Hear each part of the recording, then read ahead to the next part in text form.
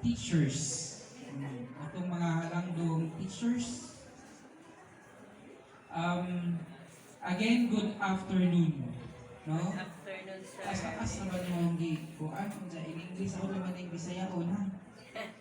Okay, so again, this is our first PTA meeting for the school year 2024-2025. So siguro tanan nakaila na naho? Nako kayo makaila? Ay mga bago. Okay. So I am Dislado Salas, no, from dinhirapon sa Kandihay, Tagagiling, no? And then ahong ikalipay nga